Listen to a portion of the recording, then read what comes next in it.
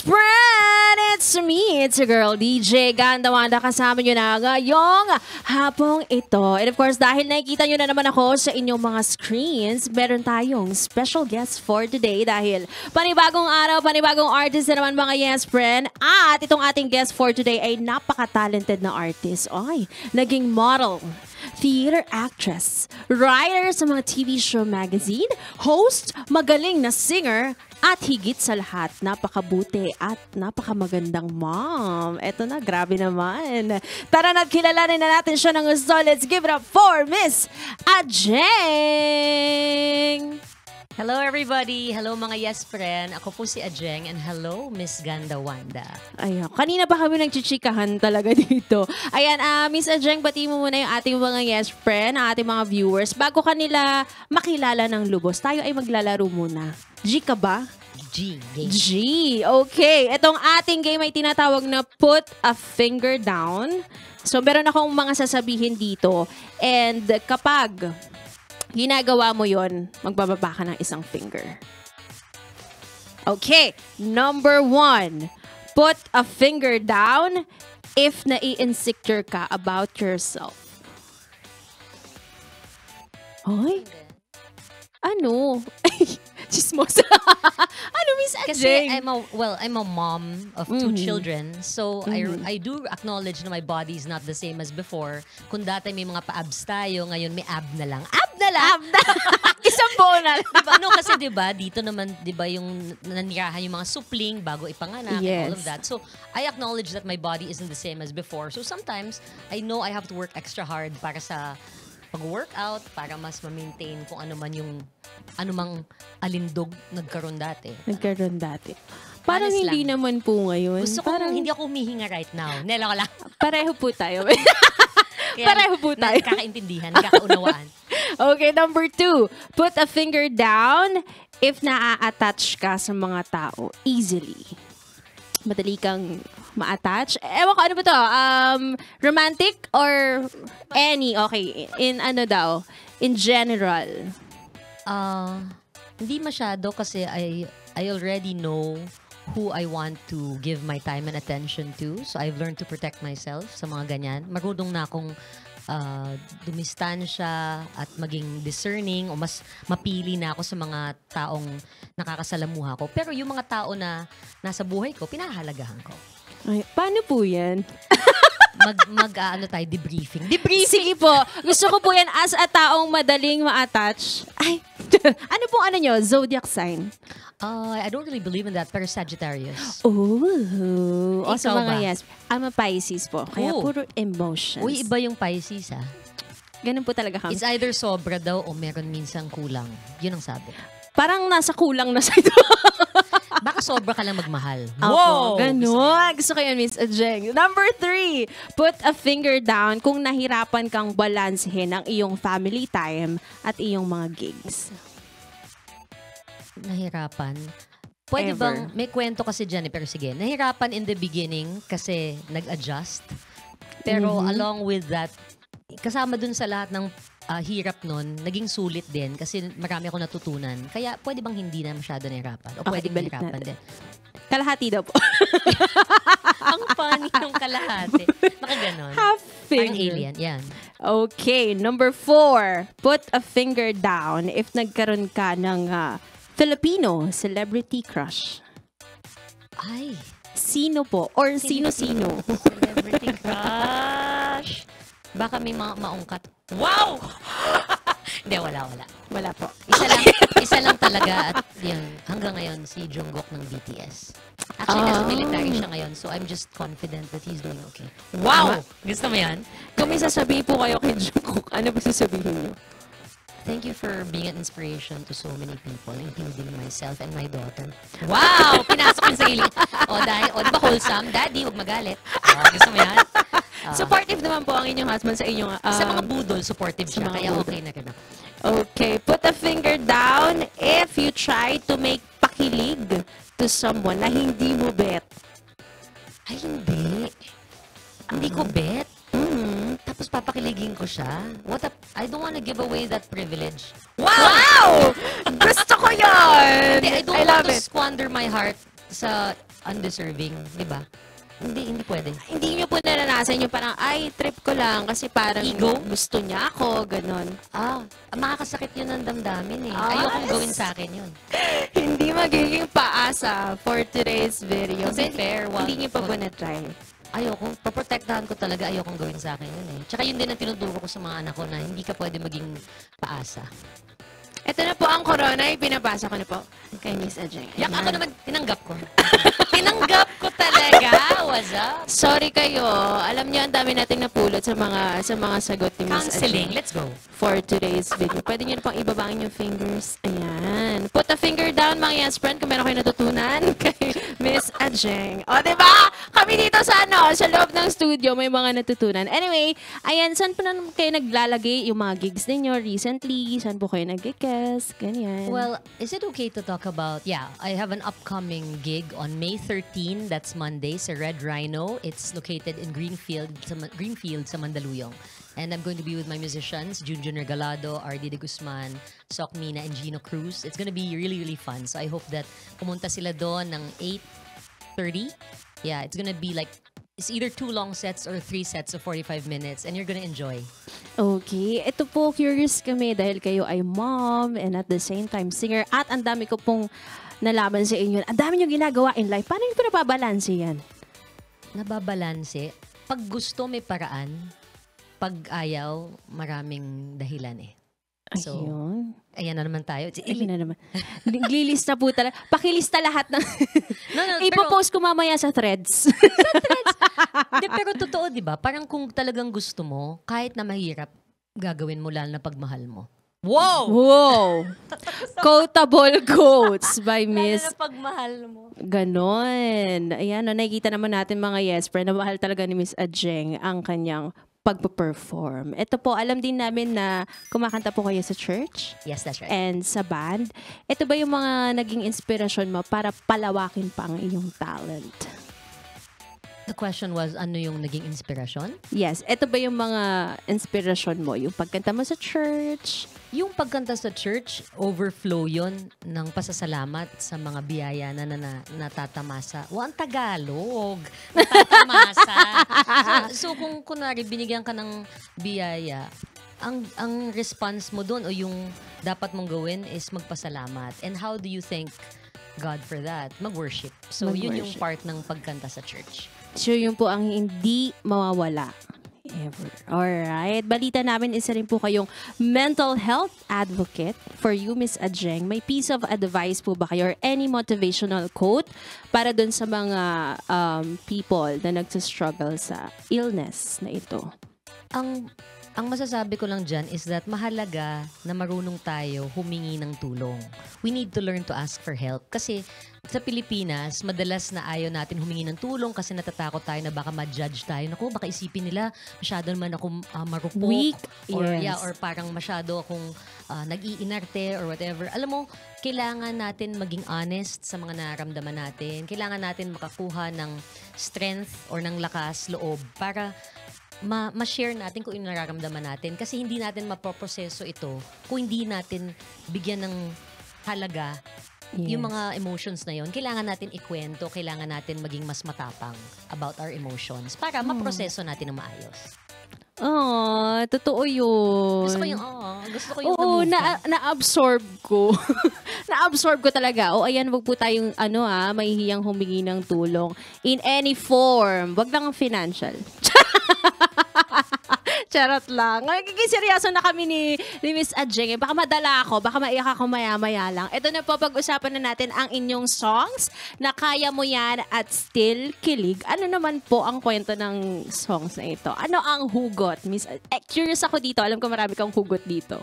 Sa Kaya Mo Yan, I actually wrote Kaya Mo Yan when I was part of an online music camp called Phil's Cap Songwriting Camp. Ngayon, during that time, inassign kami with other composers to come up with a song na may urban feel na medyo nakasentro yung theme na hope o pag-asa. So, binigyan ako ng beat nung isang composer that was part of the camp. Tapos, I wrote it very fast. Siguro wala pang 10 minutes. It was really, I think, something na kinailangan ko i-share kasi online tayong lahat nung panahon na yon. Yes. And parang feeling ko, it was a message that I needed not only to share sa ibang tao, kundi para sa sarili ko rin. And kaya mo yan kasi stemming from yung desire na paano mo ituturo sa mga mahal mo na magkaroon ng pag-asa kung ikaw, hindi ka din magkakaroon ng pag-asa para sa sarili mo. So that's what Kaya Mo Yan is all about. Kaya mo yan. How about Still Kilig? Okay. Yeah? Bigla nag-pause. Ay, Okay. parang, ay, Kasi, curious talaga ako dyan. I have been married for... nagbilang. Tagal na. No, but I've been with my husband for 19 years now. 19. And then married for 17. So, naramdaman ko nung sinusulat ko yan, also in a PhilSCAP songwriting camp, we were asked to write a song using 2 words, random words. Pinapili kami from 2 fish bowls, 2 English words or 2 Tagalog words. Challenge ako ng isang composer and arranger there, si Gino Cruz. He said, pick a Tagalog word and pick an English word. And I picked sahog from the Tagalog bowl. And then I picked sink, that's S-Y-N-C, from the English bowl. So sabi ko, okay, sink and sahog.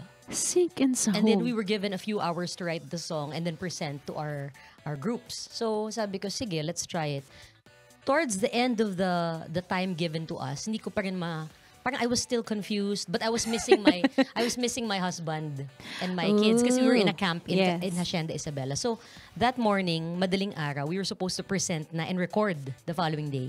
I woke up at around 4 in the morning, finished the song around 5, and then recorded it that night na. So yun, nag-inspire ako na feeling ko dahil nga pag sobrang mahal mo talaga, kahit ano pang unos na dumating. Kahit anong tagal, kahit gano'n na kayo katagal, sinong dumating, kahit si Jungkook pang iharap sa... Ganon Actually, din po ba?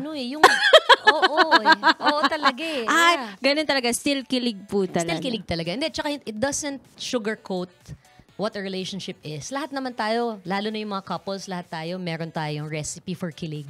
Ito yung recipe for kilig naming dalawa.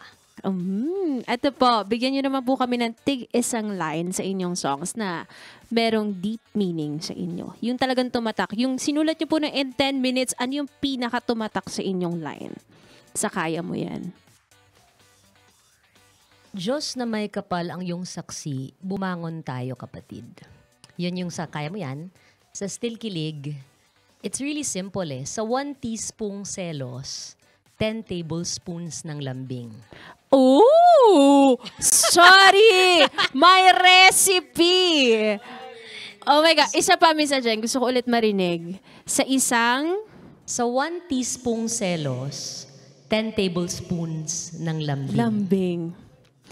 Take Kasi hindi note, naman natin ha? mapagkakait ang katotohanan na nagsiselos tayo. Nang kahit So, mababaw, kahit wala namang rason. Kahit na napakababaw nun, pag binigyan ka talaga ng 10 tablespoons ng lambing dahil nagsiselos ka, no, nakakalimutan mo na naiinis ka o nagsiselos ka o napipikon ka. 'Di ba? So dapat yung kausap, yung nakakausap ka talaga ng mahal mo in such a way na hindi ka naagrabyado? Agrabyado. Kasi busit ka na eh. Wow! Kasi busit ka na eh. Tapos kung dadagdagan pa, di ba? And then another line, haluan ng 1 kilong halik, unlimited yakap na kay higpit. Ay! 18 years na tayo and I'm still kilig. Oh, sorry. Oh, take notes. Gen Zs. Gen Zs Including lang. myself. At na Miss Jen, curious na kami kung saan namin mapapakinggan ang iyong mga bagong kanta. Feel free to promote your social media accounts. I would love for everyone to please stream my songs on Spotify, Apple Music, YouTube Music, Deezer, and all digital platforms. And sana po ay tangkilikin natin ang original Filipino music. Alright, thank you so much, Miss Jeng, and congratulations sa iyong songs. And of course, sa mga yes pa rin natin na nakatutok ngayon, maraming salamat. Again, it's me, Ganda Wanda, para sa ating Yes the Guest. And for now, ayan, eto na si Miss Jeng to perform Kaya Mo Yan and Still Kilig.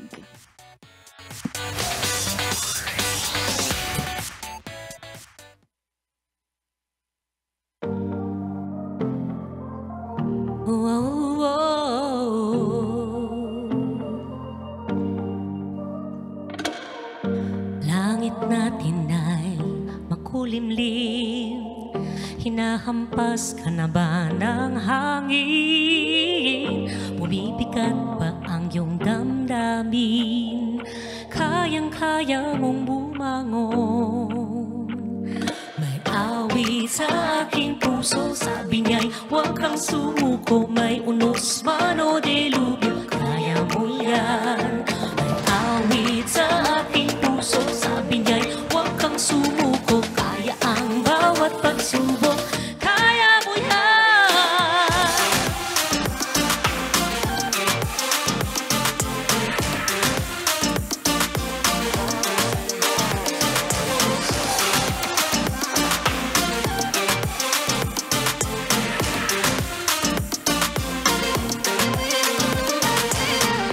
Di kailangan pang magdirimdim, may pag-asa para sa atin. Buong loob na natin harapin, kayanin natin ang pagbangon. May awit sa aking puso, sabi niya'y huwag kang sumuko. May unos man o delubyo, kaya mo yan. May awit sa aking puso, sabi niya'y huwag kang sumuko. Kaya ang bawat pagsubok, kaya mo yan.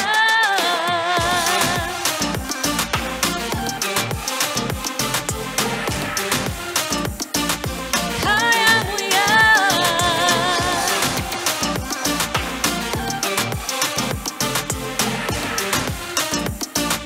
Kaya mo yan.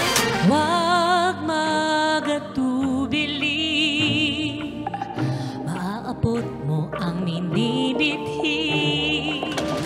Diyos na may kapalang iyong saksi, bumangon tayo, kapatid.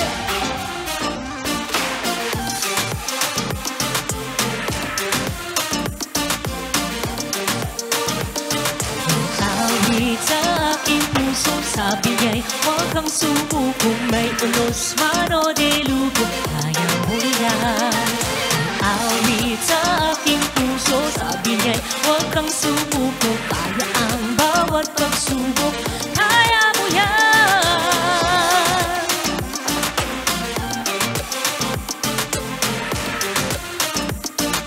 Kaya mo yan.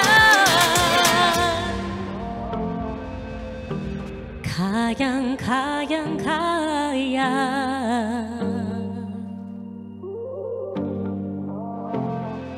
Kaya mo yan.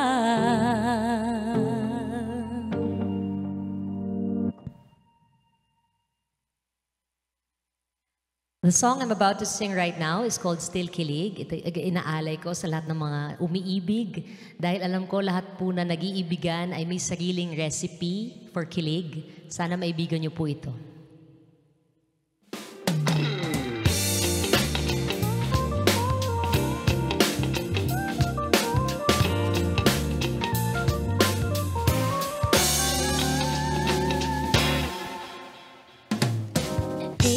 Years na tayo, akalain mo yun. From courtship straight to marriage, dilat at lechon. Minsa'y naiinis, minsa'y meron pang pambuhay. Ano nga bang sahog ng ating pagmamahalan? One teaspoon selos, 10 tablespoons na lambing. Dagdag ka ng date nights, 10 cups more understanding. Haluan ng 1 kilong halik, unlimited yakap na kay higpit. 18 years na tayo, and I'm still kilig. 18 years na tayo, us two became 4. 2 babies and tuition fees, todo kayod pa more. Minsa'y naiinis, minsa'y meron pang iyakan. Ano nga bang sahog ng ating paninindigan? Sa 1 teaspoon selos, 10 tablespoons na lambing. Dagdag ka ng date nights, 10 cups more understanding. Haluan ng 1 kilong halik. Unlimited yakap na kay higpit. 18 years na tayo, and I'm still kilig. Oh, 18 years na tayo, and I'm still kilig.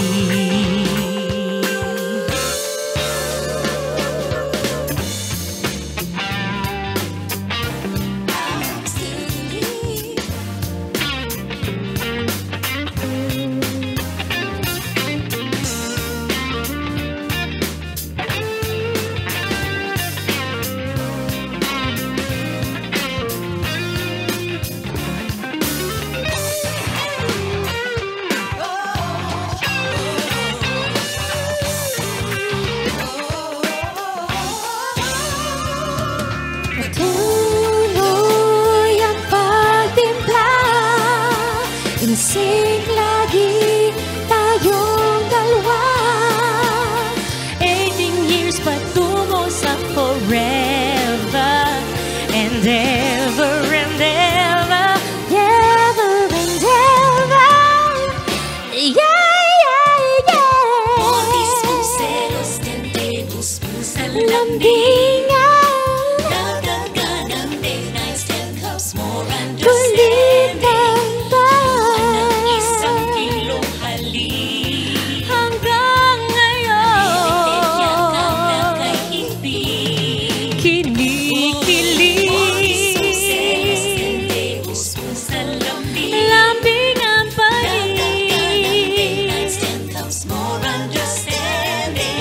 Haluan ng 1 kilong halik.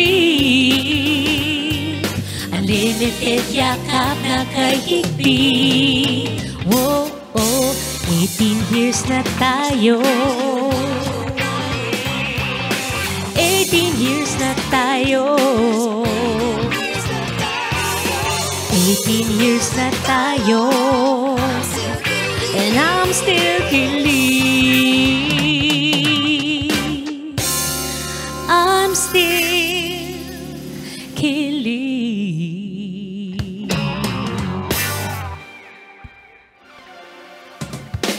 1 teaspoon